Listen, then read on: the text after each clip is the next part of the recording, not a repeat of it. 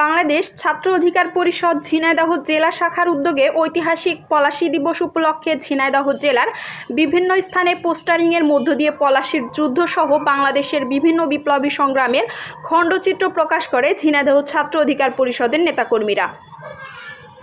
এই সময় ছাত্র অধিকার পরিষদের সাধারণ সম্পাদক মোহাম্মদ রিহান হোসেন বলেন, 23 জুন 1757 সালে বাংলার শেষ নবাব সিরাজউদ্দৌলার পতনের মূল কারণ ছিল তার সেনাপতি মীর জাফর, বড়খালা ঘসিটি বেগম সহ আরও অনেকে। বর্তমানে সমাজে বাংলাদেশের ভূখণ্ডে অসংখ্য মীর জাফর রয়েছে, যারা দেশের ভূখণ্ড নিয়ে আগেও ষড়যন্ত্র করেছে, এখনো পর্যন্ত ষড়যন্ত্র করে যাচ্ছে।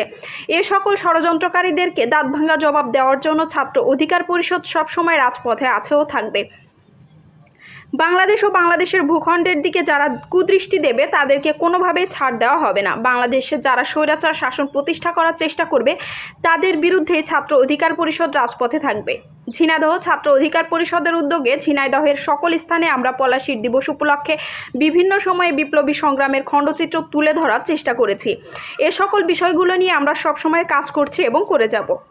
আপনারা জানেন 23শে জুন 1757 সালে নবাব সিরাজউদ্দৌলাকে এই পলাশী যুদ্ধের যে একটি ইতিহাস রয়েছে, এর পিছনে এই বাংলার ভূখণ্ডকে যারা বাংলাকে দ্বিখণ্ডিত করতে চেয়েছিল, বাংলাকে শেষ করে দিতে চেয়েছিল, আপনারা জানেন সেই ইংরেজ আধিপত্যবাদের বিরুদ্ধে এই নবাব সিরাজউদ্দৌলা যে লড়াই সংগ্রাম করেছিল, তার লড়াই সংগ্রামের ভূমিকাকে ছাত্র অধিকার পরিষদ মনে রেখেছে এবং আগামীতেও যারা এই নবাব সিরাজউদ্দৌলার মতো বাংলাকে টিকিয়ে রাখার জন্য, এই বাংলাকে বিশ্বের মাঝে মাথা উঁচু করে দাঁড়ানোর জন্য যা যা প্রয়োজন তাই করতে এই বাংলার দামাল ছেলেরা প্রস্তুত রয়েছে, আমি বিশ্বাস করি।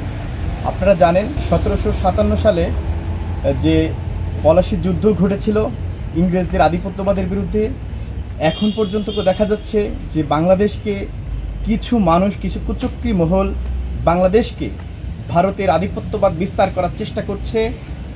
এই ইন্ডিয়া বা ভারতের আধিপত্যবাদকে রুখে দিতে বাংলার আপামর জনসাধারণ সহ শিক্ষার্থীরা সবসময় সোচ্চার ভূমিকা রাখছে।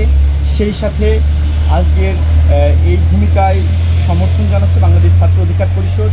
তারই ধারাবাহিকতায় বাংলাদেশ ছাত্র অধিকার পরিষদ তাদেরকে স্মরণ করে আজকের শহরের বিভিন্ন চত্বরে তারা ঐতিহাসিক পলাশী দিবস উপলক্ষে কিছু পোস্টার করেছেন এবং সেগুলো প্রদর্শন করছেন।